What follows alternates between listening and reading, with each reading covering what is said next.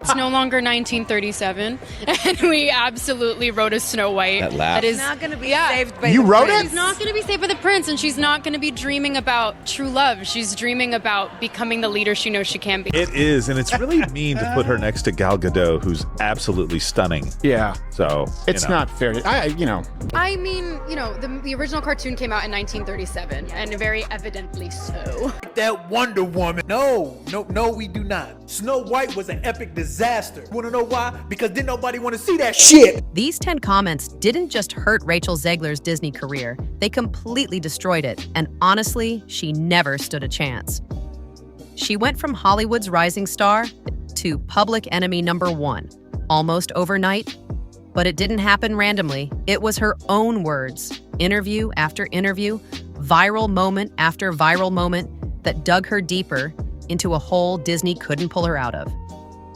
Today, we're breaking down every brutal mistake. No, she's dumb. She's young and she's dumb. But maybe she'll learn. You know what? Whatever I called her, it worked. She's had a long history of saying woke, annoying things. Our new Snow White. From the comment that got fans fuming, to the shocking quote that made Disney executives slam the brakes on her career. Trust me, by the end of this list, you'll be asking yourself, how did nobody stop her? When Rachel Zegler started promoting Snow White, fans expected excitement, reverence, maybe even a touch of magic. Instead, during a major press event, she threw out a bombshell. I'm not trying to please 1950s men. The clip went instantly viral. So the reason we had Rachel Zegler on the docket is she's an asshole. That's #1. For older Disney fans, and honestly for anyone who grew up loving the original Snow White, it felt like a slap in the face. Instead of respecting the roots of her character, she sounded like she was mocking it. It created an immediate rift. Traditional Disney audiences versus the modern, edgier Rachel Zegler. And Disney? They bank on nostalgia. Alienating your core audience? Not a good move.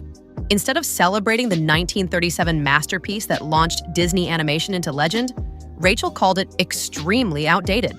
The cartoon was made 85 years ago, and therefore it's extremely dated when it comes to the ideas of women being in roles of power. She didn't just lightly criticize. She dismantled it. She called the storyline weird, said the themes were problematic, and claimed the original Snow White had no real agency. For Disney, a company that still treasures its golden era films, this wasn't just awkward, it was brand sabotage. So here is a quick question.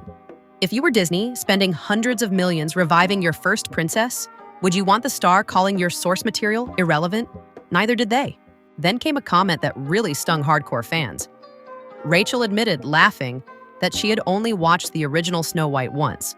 I was scared of the original cartoon. I think I watched it once and then I never picked it up again. Like, I'm being so serious. I watched it once and then I went on the ride in Disney World, which was called Snow White's Scary Adventures.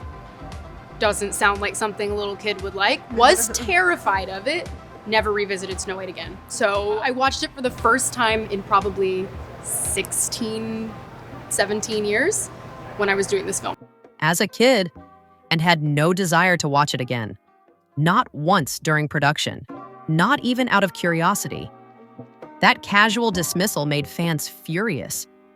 How could someone star in one of the most iconic films in history and basically say they didn't even care about it? Worse, it fueled the growing narrative.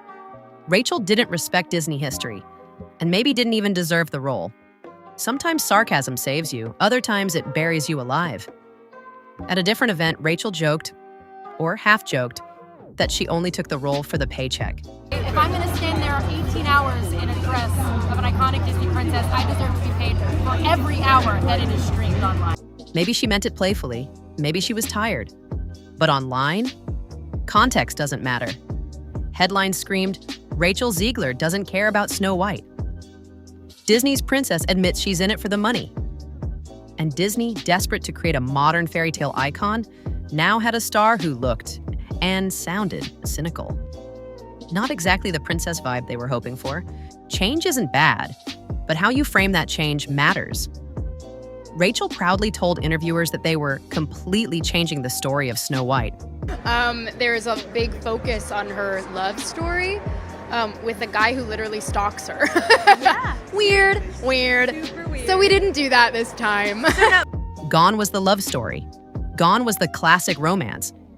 In its place, an empowered, independent Snow White who didn't need love at all. While modern audiences might appreciate those changes, hardcore Disney fans, the ones who would have bought tickets, felt betrayed. Petitions to boycott the film gained thousands of signatures overnight. YouTube exploded with "Disney has lost it" commentary videos. Rachel's words didn't just stir conversation, they ignited a rebellion. On the original production, I was scared of it. Oh, it was so weird. It was a stalker. Like, I feel like if you are taking on the most iconic Disney role ever, genuinely, like this was the most prolific Disney film, I feel like you should kind of have some sort of reverence for the original production. During another sit-down, Rachel half joked that the prince in the original Snow White was basically a creep for kissing her character without consent. The backlash was immediate, and fierce. Older audiences accused her of destroying innocence and projecting 2024 politics onto a 1937 fairy tale. Younger fans who still cherished the magic of Disney romances also felt uncomfortable. It didn't matter that she was joking. Yeah, the entire film's about a love story. It's about a love story because that's what the point of the film is, and I'm sorry that chivalry and a man pursuing you is now deemed as stalking, which now it's kind of making sense why men are opting out of the dating scene. Disney's image relies on timelessness. Rachel's comment made the fairy tale feel gross.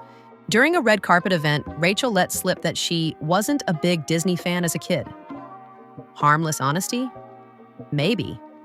PR disaster? Definitely. Disney's princesses are supposed to embody that sense of wide-eyed wonder. Hearing their lead admit she didn't even care about Disney growing up stripped away the fantasy, audiences don't want cynicism from their princesses, they want believers. And Rachel once again seemed completely out of sync with her audience. God forbid a woman dream about true love. We're all just sitting around here, maybe I could be president one day. I hate men, I just want to be president. That screams Disney princess. Oh my God, I'm literally getting enraged. Once again, I feel like I'm back in 2022. It sounds like a modern empowerment slogan, right?